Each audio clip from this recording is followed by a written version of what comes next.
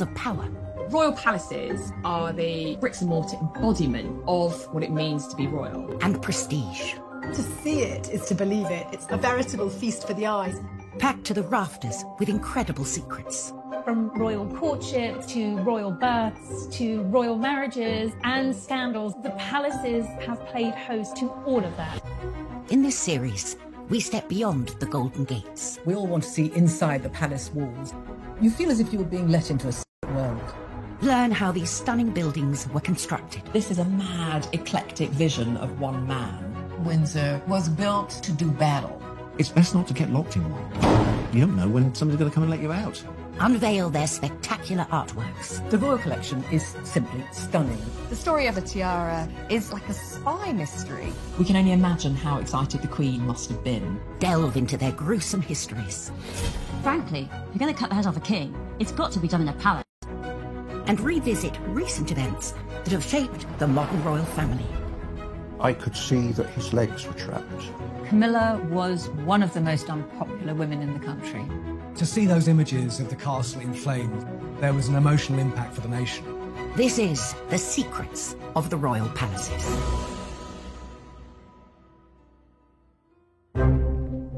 This time, we go behind the scenes with the builder who took on one of the most complex renovation jobs in the Windsor Castle restoration. We got to draftsmen drawing for the best part of a year before we even started to make anything. Get an inside look at the residents accommodating an ever-growing royal family, Kensington Palace. It was a very neat house once upon a time, but when monarchy got hold of it, they turned it into something of an architectural monster. Uncover the secrets sewn into the Queen's most iconic outfit. Hartnell actually added a wonderful secret detail, which was a little four-leaf shamrock. We discover the most bizarre palatial presents the Queen has ever received. She was given a crocodile, and Sir Martin Charteris, her private secretary, had to put it in his bath on Britannia. And we reveal the castle with the 16th century murder mystery that went horribly wrong. It was going to be the perfect crime. Kill Darnley, blow up his house, no one will be any the wiser. The royal palaces serve as a permanent reminder of the history and influence of the British monarchy through the ages. But alongside the grand and ostentatious are those palaces that can often go unnoticed, built to blend in and to be a place for royals to call home. Across Hyde Park, some 2 miles west of Buckingham Palace, lies a remarkable royal housing complex. Rambling, and it's got lots of different apartments and houses there, and it's perfect for the royal family. It's got a lot of cousins, and she needs to house them. Royals have occupied Kensington Palace for over 3 centuries, and various generations have extended it to suit their needs. Architecturally, it's a bit of a mess. It's not the kind of unified vision that most palaces aspire to be. It was a very neat house once upon a time, but when monarchy got hold of it, they turned it into something of an architectural monster. Its first royal inhabitants were William and Mary. As a result of the Glorious Revolution of 1688, they'd been invited from the Netherlands to replace the Catholic James II.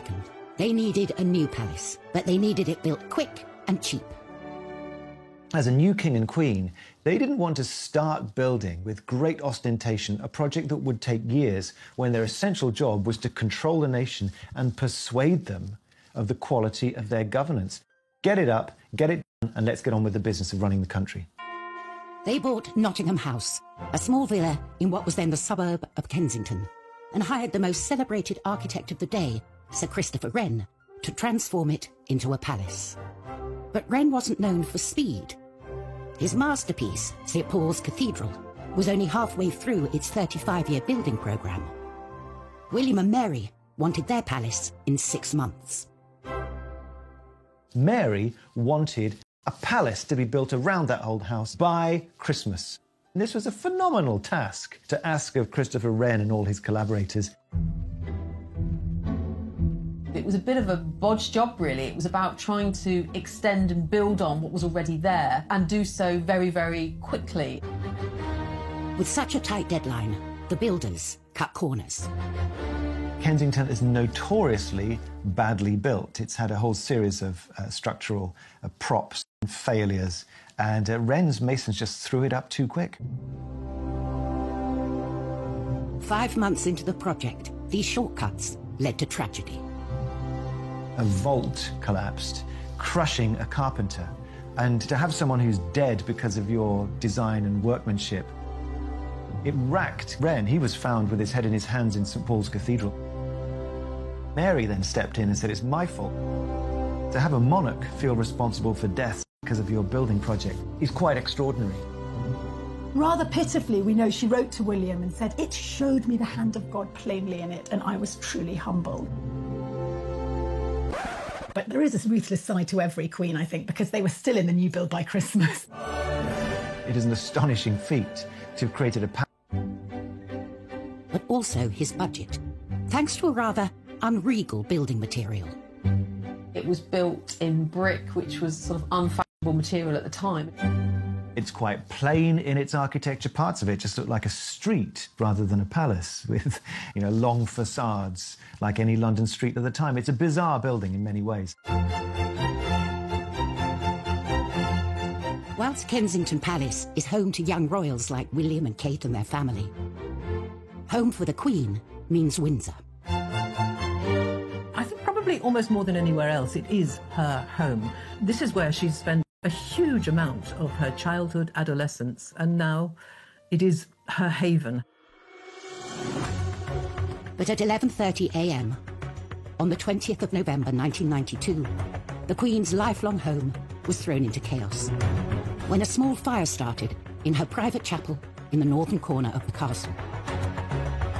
Windsor Castle was being rewired, and there was a light which caught one of the heavy curtains and went up in flames immediately. And within minutes, the blaze had taken hold. In total, 225 firefighters were called to the scene, with 36 vehicles battling to save the palace. It could be seen for miles and miles around, and of course it seemed like there was a symbol of the monarchy burning. To see it in flames, I think, did have an emotional impact for many people in the UK. And no one felt that impact more than the Queen herself. The Queen was at Buckingham Palace and she was informed about the fire, and she got to Windsor as soon as she possibly could. She arrived to find the palace she calls home burning out of control. It was clear to see that it was very distressing for her, watching the fire sweeping through and people desperately trying to tackle the blaze.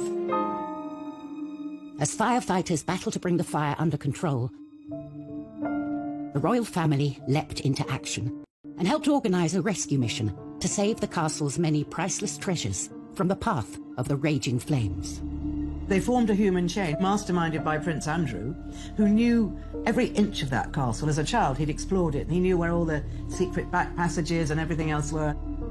The Queen was shocked, but she is pragmatic. She gets on with it, and she realised that she had to be part of the effort to save what they could. And they did. The royal family were part of the chain there to get stuff out. We can feel that in the end, only 2 works of art were lost in the fire. The blaze took 15 hours to bring under control. What had started as a small electrical fire in the royal chapel had spread outwards into 2 of the palace towers. Total 115 rooms had been completely destroyed. It was so dramatic and so terribly sad. And the next day, the Queen surveyed the ruins, and as she walked through the charred remains of some of her possessions, she seemed like a little old lady, who had lost something so treasured to her. Despite the devastation, the plan to rebuild started straight away. There was a competition for the redesign, won by a firm of architects who worked with oak specialists, Venables Brothers. We'd got 2 draftsmen drawing for the best part of a year before we even started to make anything. Initial reports suggested repairs would cost up to £60 million, and it could take 10 years for the castle to dry out. Once you've got the job, you realise the size of the task that you've undertaken. And the question of exactly what form the reconstruction would take involved some controversial decisions. The Queen and the Duke of Edinburgh really were in charge of the restoration. They had a dilemma. Do they try and restore rooms back to exactly how they were? Could they even afford that? Or do they do something different? My blood pressure went up and I think I went grey in the process. Coming up on Secrets of the Royal Palaces, we reveal the secrets of the Tudor toilet. Going to the loo with Henry VIII was the top job in the Tudor court. And we go behind the scenes of the greatest historic building project ever attempted in 20th century Britain. The design that they came up with was absolutely stunning and probably the most complicated piece of oak joinery we've ever been involved in.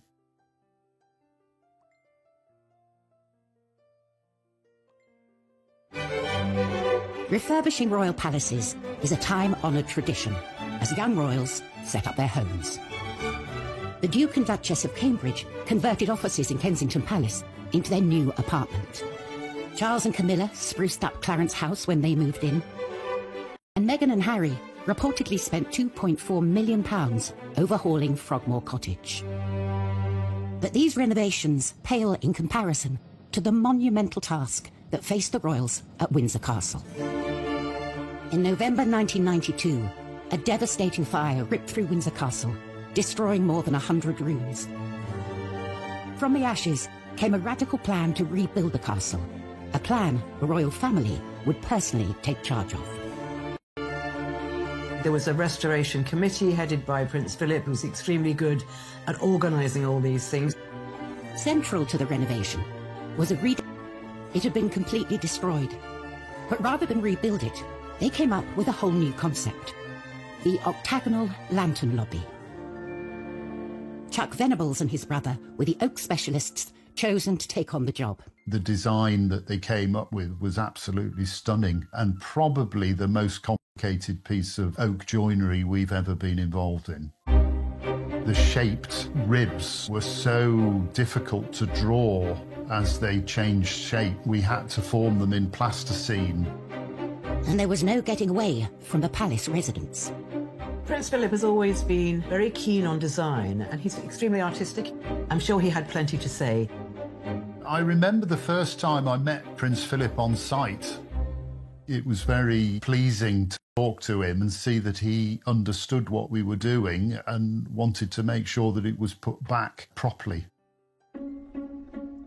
After 18 months of hard work on the lantern lobby, all that remained to be fitted was the pièce de résistance, the lantern itself. For Chuck, this was a heart-in-mouth moment. We'd never actually got the chance to check that the lantern or the lid would fit onto the roof, so we were all very, very nervous. To add to the pressure, the boss decided to check on their progress. The Queen opened a window and started to watch what was going on. So, of course, everybody was absolutely petrified. Finally, we got the message to say that it fitted. The room had completely transformed, but the royal family wanted to mark the site where the terrible fire had started. Prince Philip left his own mark on the new lobby. Some of the stained glass windows in the chapel were designed by Prince Philip, and they depict some of the happening of the fire into the new fabric of the castle. A permanent reminder of the fire, forever etched into the historic building. As well as the creation of the lantern lobby, all the staterooms have been carefully restored to their former glory. I think the restoration work at Windsor Castle has been done really well. The detail and the intricacy of the work is plain to see. Only 5 years to the day of the fire, the castle was reopened with a lavish ceremony. Reconstruction costs had come in at just over half the initial estimate. For recognition of their work, Chuck and his brother were invited to attend. The Queen walked straight up to my brother and started talking to us, and we were both completely lost for... This wasn't just about restoring the Queen's home, it was about preserving the heritage of this country in many ways. When you look at the pictures of what it was like after the fire and how it looks now, I think the restoration there has been fantastic.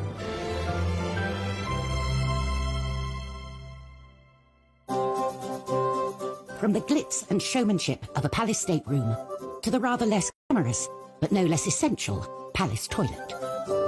Every castle needs them, but in the past, royal toilets have held some extraordinary secrets.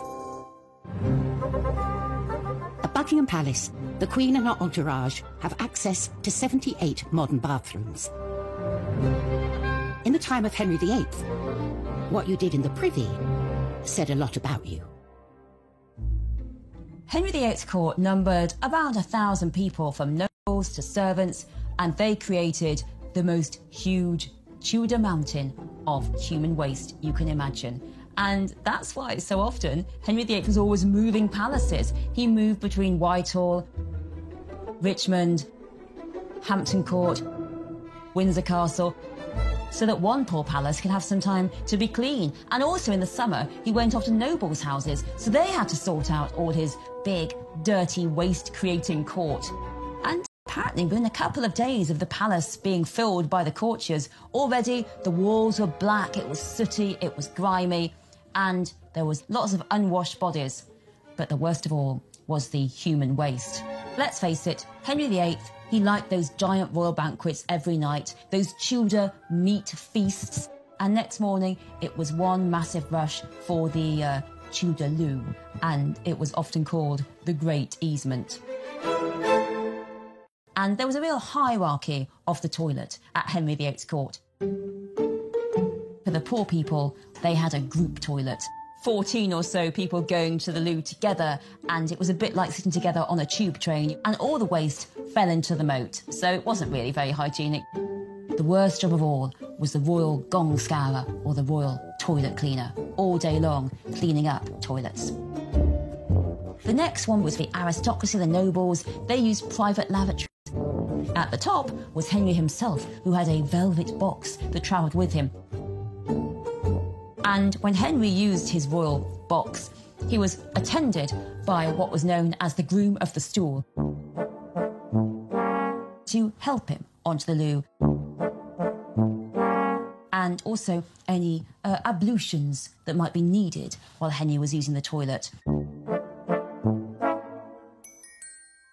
This job got...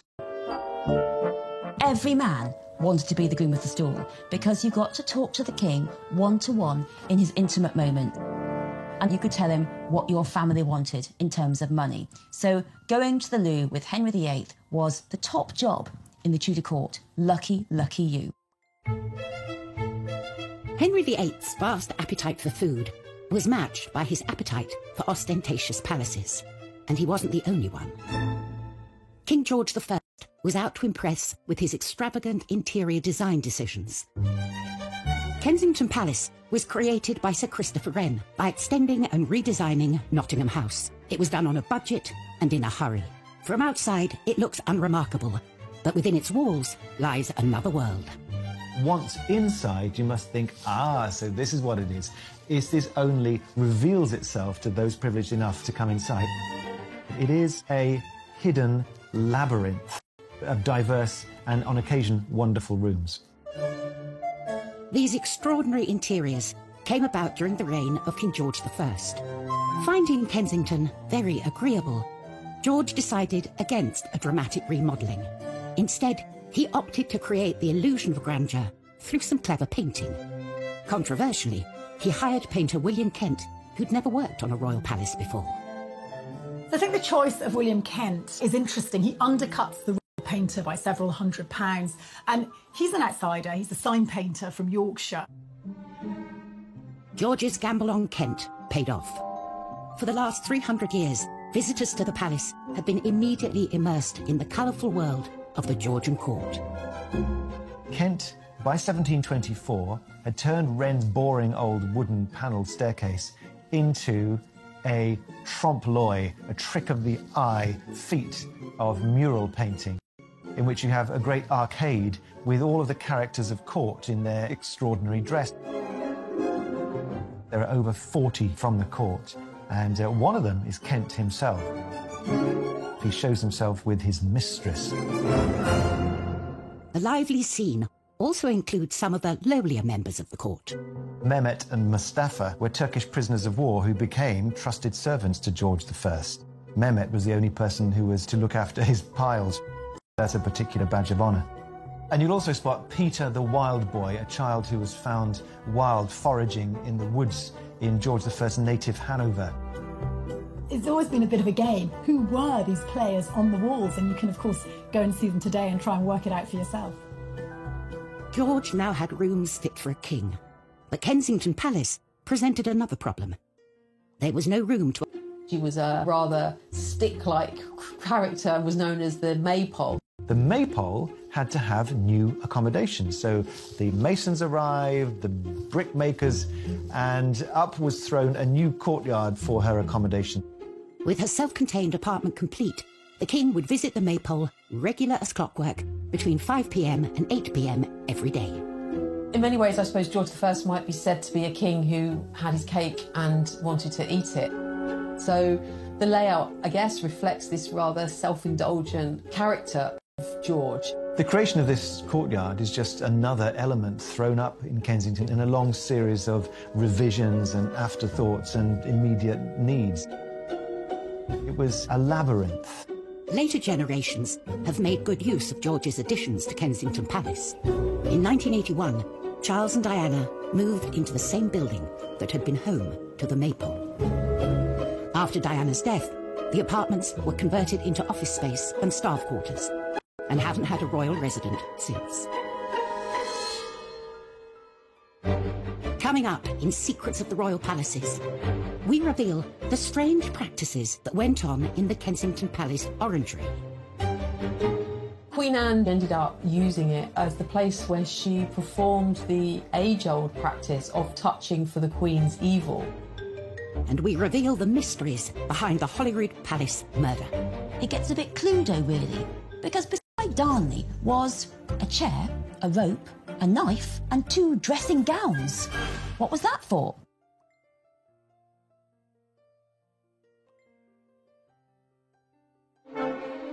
Since the reign of Queen Victoria, Buckingham Palace has been the monarch's HQ, a symbol of the prestige of royalty.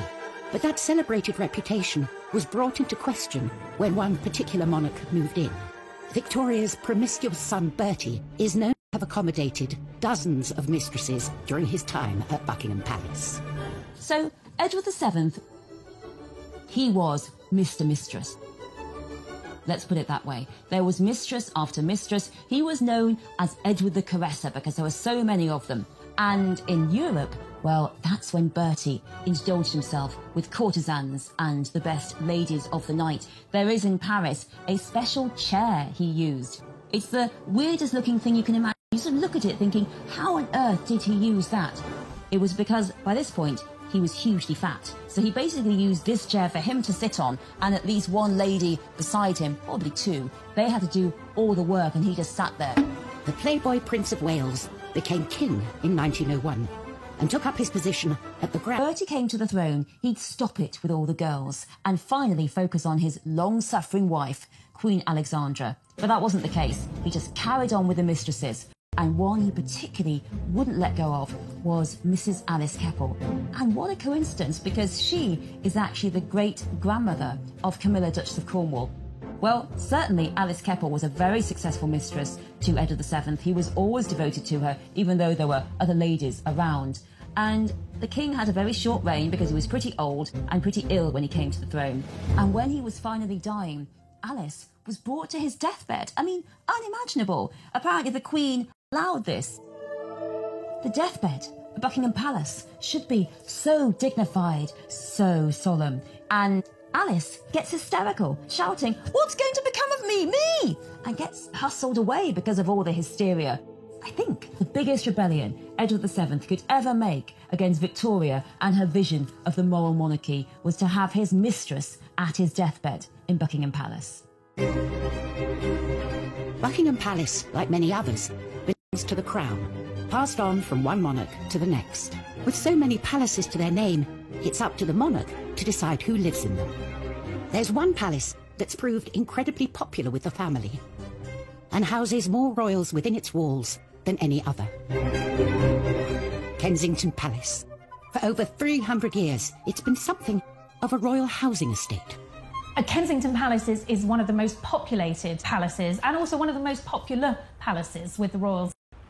You've got the Cambridges at Apartment 1A, Princess Eugenie and her husband Jack Brooks back there, and the Gloucesters. I mean, the royals are very much packed in to Kensington Palace. It's like a little royal village in the centre of Kensington. Over the centuries, the palace has been altered to accommodate the extended royal family. But its most impressive building wasn't built for a royal. Its purpose was to grow fruit trees in. The orangery was commissioned by Queen Anne in 1704. It was all about housing her exotic plants, in particular her citrus trees. She was very worried that they were going to get frostbite. But, you know, being a queen, she didn't just stick up a greenhouse. Anne instructed that her orangery should be both functional and beautiful. What she managed to achieve there was something harmonious, beautifully organised, very clearly functional, purposeful. It had ducts made of brick underneath the floor so that hot air would be swept in and would allow these oranges and citrus to grow throughout the winter. The interior had fine plasterwork, the exterior very beautifully modelled brickworks. It's a building designed to be seen. Costs for the orangery more than doubled woodcarver Grinling Gibbons. To see it is to believe it. It's absolutely delightful. It's a veritable feast for the eyes. So lovely was Queen Anne's new orangery that she found it too good to use only for gardening. She ended up using it as a ballroom and also as the place where she performed the age-old practice of touching for the Queen's evil. The Queen's evil was a name given to a disease called scrofula, which affects the lymph glands, and you have a swollen neck. That's the main symptom. And it's thought that it could be cured by contact with monarchs, because they are God's appointed on earth. The orangery presented the perfect location for Anne to meet with the sick without inviting them into her home. You can actually go present yourself with your ailment and she would, clearly make you better simply by being a queen and touching you. The Hanoverian monarchs that followed Anne had little interest in curing the sick. They turned the orangery into a party venue, which it still is to this day. With the likes of Simon Cowell hosting star-studded parties and hotel heiress Nicky Hilton holding her wedding reception there, Palace Orangery is as fashionable as it ever was. From parties to the young royals choosing to make Kensington their home, it's a palace that will be forever linked with the trendy and chic side of royal life. But for other royal palaces, their reputations have been forged out of dark and sinister secrets. Holyrood Palace in Edinburgh is stained by the turbulent reign of Mary Queen of Scots. 1567, the 10th of February, there is the biggest murder mystery in Scottish royal history. Central to this whodunit is Lord Darnley, Mary's deceitful and often estranged second husband. Lord Darnley is recuperating from an illness, possibly syphilis. He's in a house just by the city walls, and late one night there was a massive explosion. This huge explosion that rocked all Edinburgh woke Mary up in Holyrood House, and Darnley's house had been entirely blown up. It was going to be the perfect crime. Kill Darnley, blow up his house, no one will be any the wiser. But Darnley managed to escape. And there's an amazing map drawn by the spies at the time that show you exactly what happened. Darnley managed to get away to the nearby orchard. And there he is found dead with his servant. And now it gets a bit Cluedo, really. Because beside Darnley was a chair, a rope, a knife, and 2 dressing gowns. What was that for? Well, what we think happened is get out of the window, took the dagger with him to stab, and the dressing gown because he was just wearing his nightshirt, as was his servant. So, you want to be a bit more dressed when you're fighting off some baddies. But the ruffians were too quick for him. They smothered him and his servant in the orchard, and then they all ran off. Mary Queen of Scots was herself suspected of the crime. Years later, the murder of Darnley was still being blamed on inhabitants of Holyrood House. During the Victorian period, the maids said to visitors that there was a Darnley bloodstain, and they used to charge visitors a couple of pennies to go and look at this Darnley bloodstain, but actually they'd put it on themselves. So if you ever go to Holyrood House and you're offered a chance to see the Darnley bloodstain, it's only made out of red food colouring. Tourists still flock to Holyrood today for a closer look at the palace's fascinating secrets. 400 miles south of Buckingham Palace, the Grand State Rooms entice visitors from around the world when they're open to the public every summer. A chance to witness firsthand the iconic riches housed within.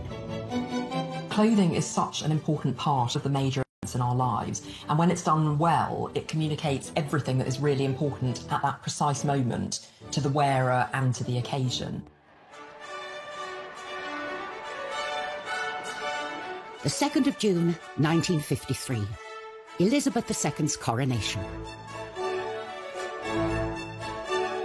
For the first time, the whole ceremony, as well as the famous appearance on the Buckingham Palace balcony, would be televised. With the eyes of the world on her, it was essential she had the right dress. A dress so special, it would have secrets sewn into its very fabric. The Queen's coronation dress is just stunning. There's no other way to describe it. It was made by the leading British couturist at the time, Norman Hartnell. Elizabeth knew this dress would go down in history, and she proved a very hands-on client. The 4 national emblems of England, Scotland, Ireland and Wales were already going to be included. The Queen came up with a rather wonderful suggestion to also include emblems for each of the dominions over which she was becoming Queen. You can make out the maple leaf of Canada, the wattle of Australia. You can see the lotus flower of India, and then the wheat sheaves of Pakistan. The whole dress becomes a true symbol of the reach of Queen Elizabeth II. Hartnell loved the young Queen's ideas, but they didn't see eye to eye on everything. Originally asked to replace it with the rather less glamorous but more official Welsh symbol of the leek. Despite the Queen's attention to detail, there was one secret that Hartnell managed to sneak past her. Unknown to the Queen, Hartnell actually added a wonderful secret detail, which was a little 4-leaf shamrock which she placed on her left skirt, just underneath where her hand would be resting in the ceremony. A secret message from the designer to the Queen on the dress that would be immortalised as part of the coronation ceremony. And the day would be complete when Elizabeth II stepped out onto the famous Buckingham Palace balcony to wave to a mall packed with her subjects. The glitter, the glamour, just the pure historicity of it all must have been magnificent. The dress is now part of the royal collection displayed at Buckingham Palace, a palace so integral to its story. Coming up on Secrets of the Royal Palaces, step inside the top-secret dressing rooms of Elizabeth I. These were her secret spaces where the makeup went on and no man could go. And we unearth some of the most unusual gifts housed within the palaces. The gift was a massive 6-foot-long grasshopper made by the French surrealist artist François-Xavier Lalande.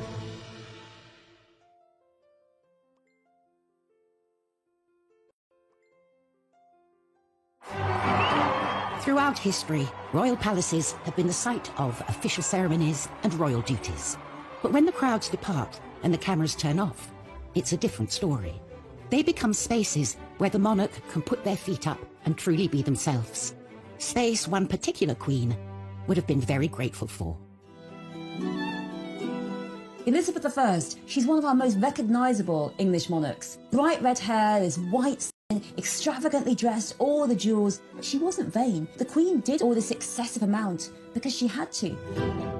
Her image was so vital to her. She knew that people had to see the Queen as majestic, as perfect, as healthy. Because if the Queen wasn't beautiful and healthy, it was thought that the kingdom wouldn't be beautiful and healthy.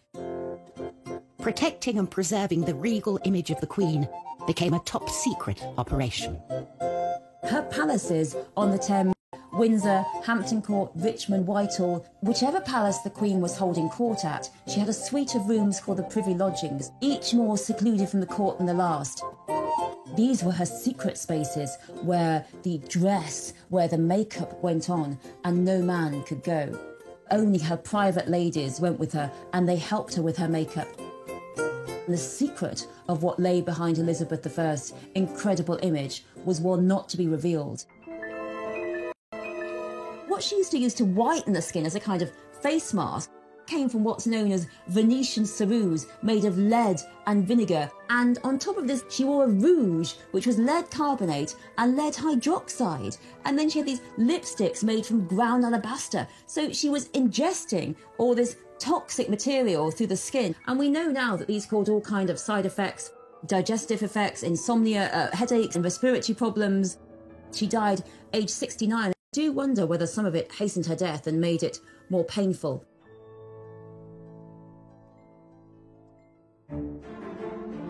Whilst monarchs through the ages have felt the pressure and politics of keeping up with royal expectations, it's certainly a job that comes with some impressive perks.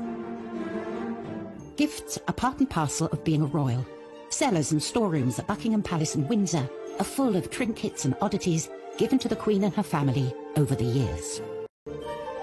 One of the times when gifts are exchanged are during a state visit. When you think that she's been on the throne for over 70 years, and each year there's been at least 2 state visits, you can imagine the amount of things that she's collected.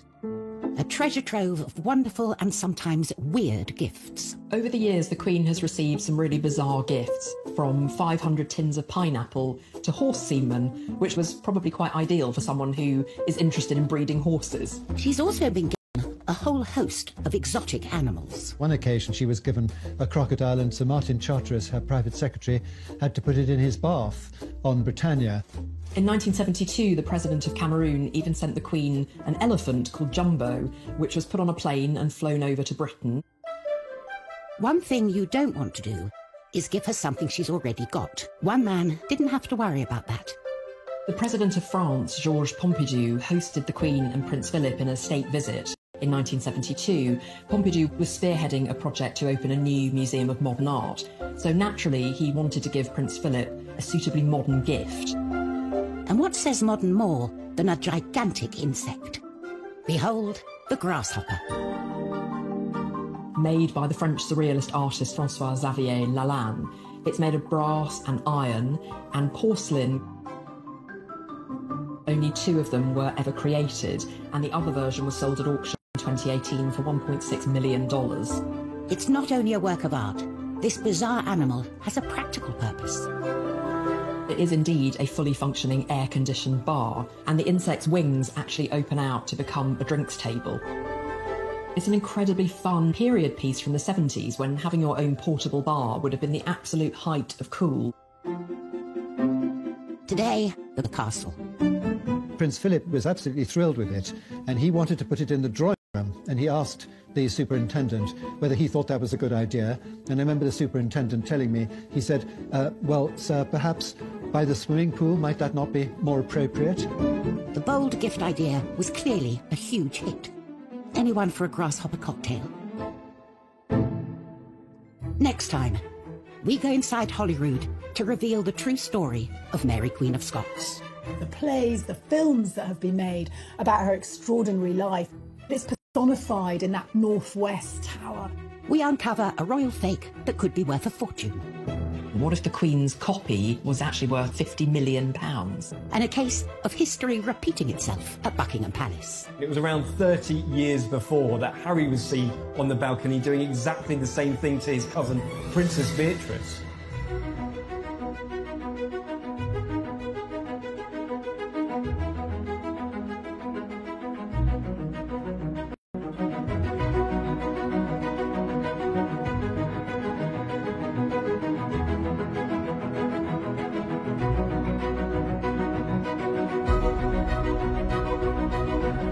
Their essential job was to control the nation and persuade them of the quality of their governance. Get it up, get it done, and let's get on with the business of running the country. They bought Nottingham House, a small villa in what was then the suburb of Kensington, and hired the most celebrated architect of the day, Sir Christopher Wren, to transform it into a palace. But Wren wasn't known for speed. His masterpiece, St Paul's Cathedral, was only halfway through its 35-year building programme. William and Mary wanted their palace in 6 months. Mary wanted a palace to be built around that old house by Christmas. This was a phenomenal task to ask of Christopher Wren and all his collaborators. It was a bit of a bodge job, really. It was about trying to extend and build on what was already there and do so very, very quickly. With such a tight deadline, the builders cut corners. Kensington is notoriously badly built. It's had a whole series of structural props and failures, and Wren's masons just threw it up too quick. 5 months into the project, these shortcuts led to tragedy. A vault collapsed, crushing a carpenter. And to have someone who's dead because of your design and workmanship, it racked Wren. He was found with his head in his hands in St. Paul's Cathedral. Mary then stepped in and said, it's my fault. To have a monarch feel responsible for death because of your building project is quite extraordinary. Rather pitifully, we know she wrote to William and said, it showed me the hand of God plainly in it, and I was truly humbled. But there is a ruthless side to every queen, I think, because they were still in the new build by Christmas. It is an astonishing feat to have created a palace. But also his budget, thanks to a rather unregal building material.